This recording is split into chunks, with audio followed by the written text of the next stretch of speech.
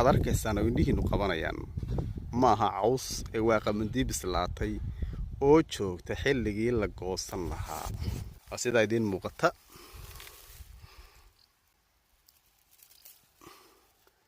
deen xabadda tijaabino wataa markaa waa wax soo saar. dadkeenu berigii hore waxay ahaan jireen dad ku faana wax soo saarka, waxayna dad aad iyo aad u daneeya inay wax beertaan, isla markaana aad ugu kalsoon wax soo saarka ay samaynayaan inuu yahay mid naftooda iyo sharaftoodaba u ah karaamo.